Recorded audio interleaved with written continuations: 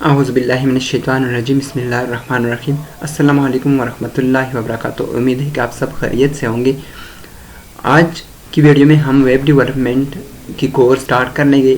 ये course 3 languages पर मुश्तमिल है और हर लैंग्वेज के एंड में हम 1 या 2 फाइनल प्रोजेक्ट कर लेंगे। इस फाइनल प्रोजेक्ट की वजह से आपको सारे लैंग्वेज की कंप्लीट समझ आ जाएंगी। तो इस वेब डेवलपमेंट की कोर्स में हमारे पास ये 3 लैंग्वेजेस है। सबसे पहले है HTML, सेकंड पर है CSS और थर्ड पर है जावास्क्रिप्ट। इस क्लास के अंदर हम HTML को स्टार्ट कर लेंगे। HTML को स्टार्ट करने से पहले हमारे पास 2 चीज़ों की ज़रूरत है। एक है टेक्स्ट एडिटर और दूसरा है ब्राउज़र। टेक्स्ट एडिटर में हम HTML की कोड लिखेंगे और ब्राउज़र में हम HTML की आउटपुट देख लेंगे। तो हमारे पास यहाँ एक लिस्ट है कंप्लीट HTML एडिटर की।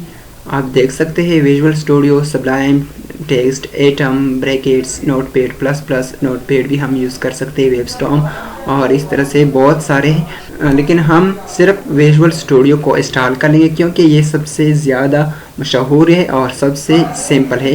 तो हम विजुअल स्टूडियो को यूज़ कर लेंगे और इसके साथ साथ हमारे पास जो वेब ब्राउज़र होगी, ब्राउज़र की भी हमारे पास एक कंप्लीट लिस्ट है। तो हम इंशाल्लाह गूगल क्रोम यूज़ कर लेंगे क्योंकि गूगल क्रोम सबसे ज़्यादा मशहूर भी है और तकरीबन हम हर किसी के पास अपने डिवाइस में होंगे। HTML के बारे में हम कुछ बातें कर लेंगे कि HTML का मतलब क्या है। HTML का मतलब है हाइपर टेक्स्ट मार्कअप लैंग्वेज। ये एक हाइपर टेक्स्ट मार्कअप लैंग्वेज है जिसकी मदद से या जिसके ज़रिए से हम वेब पेजेस बना सकते हैं। एक वेबसाइट की पेजेस हम बना सकते हैं। ये वेबसाइट की पेजेस को डिस्क्राइब कर देता है। HTML एक वेबसाइट की कंप्लीट ढांचा बना देते हैं, ठीक है। और CSS जावास्क्रिप्ट के बारे में हम बाद में बात कर लेंगे क्योंकि ये जो कोर्स है, ये जो क्लास है, इसमें हम सिर्फ HTML स्टार्ट करने जा रहे हैं और जब HTML कंप्लीट हो जाएगी 1 या 2 फाइनल प्रोजेक्ट भी हम आप लोगों के साथ शेयर कर लेंगे और इसके बाद हम CSS की तरफ जाएंगे। इसमें भी हम 1 या 2 प्रोजेक्ट बनाएंगे ज़रूर इंशाल्लाह। और इसके साथ साथ लास्ट पर हम जावास्क्रिप्ट भी इस तरह से कवर कर लेंगे। अच्छा, HTML जिस तरह मैंने आपको बताया कि हमारे पास एक विजुअल स्टूडियो और एक गूगल क्रोम, ये दोनों हम यूज़ कर लेंगे। तो हम डायरेक्ट गूगल क्रोम पे जाते हैं और यहाँ से हम विजुअल स्टूडियो को डाउनलोड कर लेंगे। आप लोगों ने यहाँ सर्च बार में राइट करना है VS कोड या विजुअल स्टूडियो कोड। तो हमारे पास इस तरह से आ जाएगा। आप लोगों ने पहले वाले लिंक पर क्लिक कर लेना है। इस पर क्लिक करने के बाद आपने यहाँ से डाउनलोड फॉर विंडो इस वाले ऑप्शन पर क्लिक कर लेना है। आप लोगों के पास इस तरह से डाउनलोडिंग स्टार्ट हो जाएगी। मेरे पास पहले से ही डाउनलोड हो चुका है, मौजूद है, ठीक है। यहाँ तो मुझे डाउनलोड करने की ज़रूरत नहीं है। आपकी डाउनलोडिंग जैसे ही कंप्लीट हो जाए तो फिर आप यहाँ से इस पर क्लिक करके डाउनलोड इंस्टॉलेशन, आप यहाँ से इस पर क्लिक करके इंस्टॉलेशन स्टार्ट कर सकते हैं या डाउनलोड फोल्डर में जाके इंस्टॉलेशन स्टार्ट कर सकते हैं। अच्छा, तो मेरे पास ये पहले से ही मौजूद है तो मैं यहाँ से इंस्टॉल कर लूँगा। मेरे पास यहाँ इस फोल्डर में मौजूद है तो मैं इस पर डबल क्लिक करके इंस्टॉलेशन की सारा तरीका आपको बताऊंगा। रन पर क्लिक कर लेना है और यहाँ से आई एक्सेप्ट द एग्रीमेंट और फिर नेक्स्ट कर लेना है। और अगर आप लोगों ने स्क्रीन पर एक इसकी आइकन क्रिएट कर लेना है तो आप इसको सेलेक्ट कर ले, लेकिन अगर नहीं करना तो फिर अनसेलेक्ट कर ले। और जो बाकी ये है इन सारे बुक्स को आपने सेलेक्ट कर लेना है, फिर नेक्स्ट कर ले और इंस्टॉल पर क्लिक कर दे तो आप लोगों के पास इंस्टॉलेशन स्टार्ट हो जाएगी।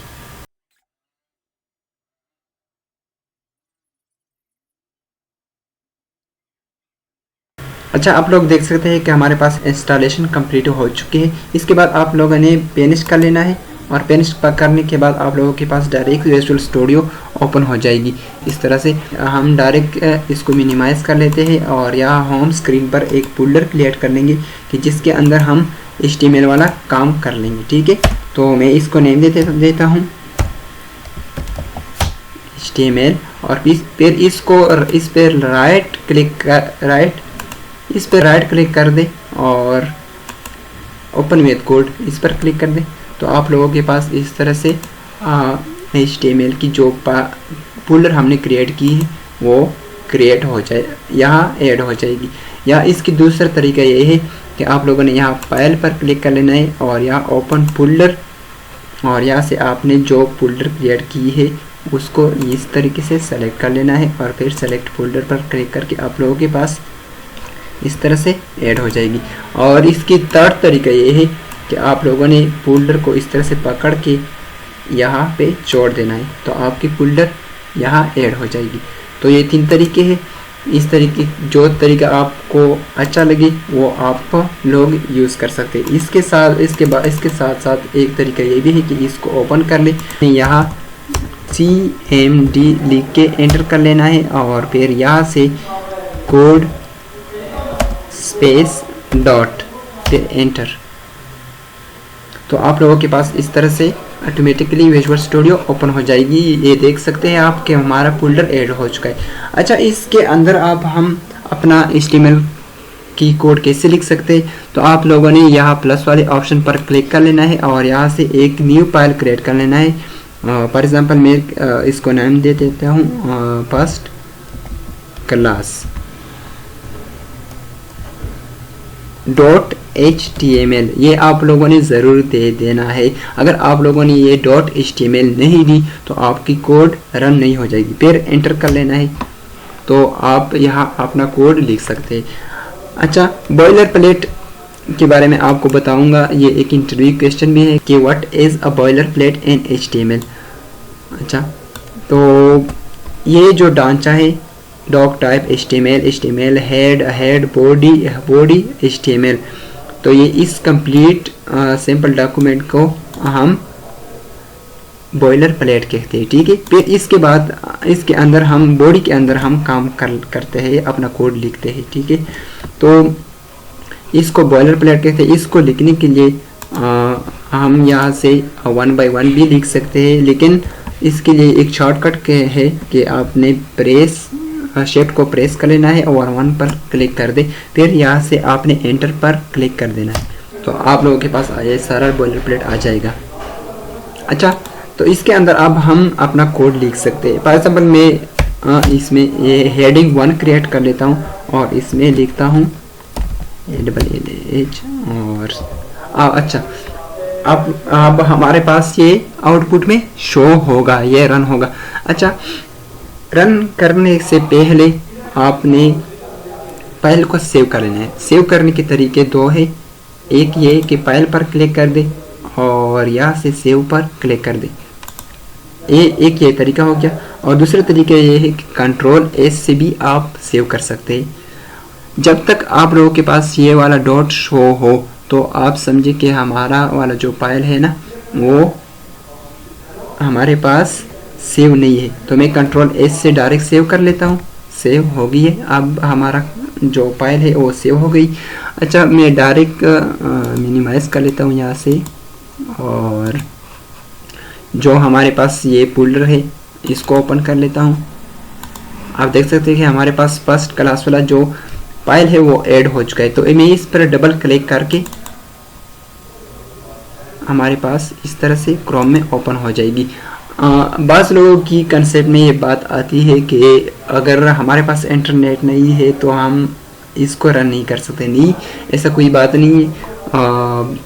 इंटरनेट इसके लिए ज़रूरी नहीं है, सिर्फ आप लोगों ने डाउनलोड कर लेना है। जब आपके पास विजुअल स्टूडियो डाउनलोड हो जाए, इंस्टॉल हो जाए, तो फिर आपके पास आप इसमें ऑफलाइन काम कर सकते हैं। आपकी कोड क्रोम में रन हो जाएगी बाहर किसी इंटरनेट के। ठीक है, अच्छा, इसके बाद हम कुछ बातें कर लेंगे कि है हमारे पास HTML के टैग क्या है और एलिमेंट क्या है। फिर हम आने वाले क्लासेस में आगे पढ़ लेंगे। आप लोग यहाँ से ये थ्योरी भी रीड कर सकते हैं और अपना डॉक्यूमेंट या अपना हैंडआउट्स भी बनवा सकते हैं। अच्छा, टैग HTML टैग ये जो फर्स्ट है ये वाला, इसको हम स्टार्ट टैग कहते हैं। ये एक टैग है लेकिन ये स्टार्ट टैग है, और ये भी एक टैग है लेकिन ये इन टैग है।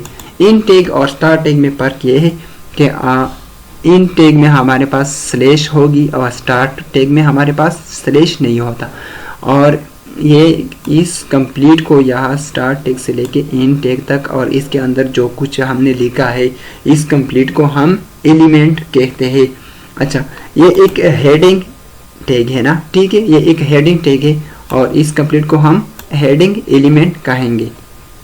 फिर इसके बाद हमारे पास है पी टैग। पी टैग हम पैराग्राफ के लिए यूज़ कर लेते हैं, तो इस कंप्लीट को हम पैराग्राफ एलिमेंट कहेंगे, ठीक है। ये इन टैग पैराग्राफ इन टैग है और ये पैराग्राफ स्टार्ट टैग है और इस कंप्लीट को हम पैराग्राफ एलिमेंट कहेंगे। अच्छा, तो उम्मीद है कि आप लोगों को स्टार्ट टैग और इन टैग और एलिमेंट की समझ आई होंगी। अच्छा, हम देखते हैं कि हेडिंग और पैराग्राफ में क्या डिफरेंस है। तो यहाँ मैं लिखता हूँ वन बाय वन। हमारे पास अब हेडिंग में 6 टाइप है, ठीक है, 6 type, H1, H2, H3, H4, H5, H6 तक। अब हमने H1 और ये तो हो गया H2 और इस तरह से H3 और इसके बाद H4, H5, H6। H1 हमारे पास सबसे बड़ा आउटपुट हमें देगा और H2 इससे थोड़ा छोटा और H3 इस तरह से आप हमें छोटा एक दूसरे से छोटा छोटा आउटपुट देगा। तो मैं यहाँ से ये जो नेम लिखा है अल्लाह पाक की, तो मैं ये कॉपी कर लूँगा और यहाँ से यहाँ पे भी पेस्ट कर लेंगे, यहाँ पे भी, ठीक है। तो अब लोग देख सकते हैं कि हमारे पास डॉट वाला ऑप्शन शो हो रहा है। मैं सेव कर लेता हूँ और यहाँ से डायरेक्ट क्रोम पे हमारे पास एक बार रन हो गया है कोड, तो मैं सिर्फ डायरेक्ट यहाँ से क्रोम पे क्लिक करके यहाँ से रिफ्रेश कर लूँगा। तो इस तरीके से मेरे पास आउटपुट में शो होगा। आप देख सकते हैं कि H1 सबसे बड़ा है और H6 सबसे छोटा है। तो इस तरीके से हम हेडिंग यूज़ कर सकते हैं। और इसके बाद है हमारे पास पी टैग। पी टैग हम पैराग्राफ के लिए यूज़ कर लेते हैं। अच्छा, हम पैराग्राफ की से लिख सकते हैं। पैराग्राफ को या विजुअल स्टूडियो में हम डायरेक्ट ऐड कर सकते हैं। एक शॉर्टकट है लॉरिम। आपने लॉरिम पर को एंटर कर लिया तो आप लोग हमारे पास इस तरह से एक पैराग्राफ ऐड हो जाएगी। मैं दोबारा कंट्रोल Z से अंडू कर लेता हूँ और यहाँ पे लॉरिम दोबारा लिखूँगा। आप देख सकते हैं लॉरिम जैसे ही मैं एंटर कर लूँगा तो मेरे पास एक पैराग्राफ ऐड हो जाएगी। लेकिन अगर मैंने लॉरिम 50 लिखा 50, तो मेरे पास लॉरिम की 50 वर्ड पैराग्राफ ऐड हो जाएगी। एंटर कर लेता हूँ, ठीक है, मेरे पास एक पैराग्राफ ऐड हो गई। अब मैं सेव कर लेता हूँ कंट्रोल S से और यहाँ से पे मैं रिफ्रेश कर लूँगा। आप देख सकते हैं कि हमारे पास एक पैराग्राफ ऐड हो चुका है। तो इस तरीके से आप हेडिंग भी क्रिएट कर सकते हैं और पैराग्राफ भी। उम्मीद है कि आप लोगों को सही समझ आई होंगी। मिलते हैं नेक्स्ट क्लास में, तब तक के लिए अल्लाह हाफिज़।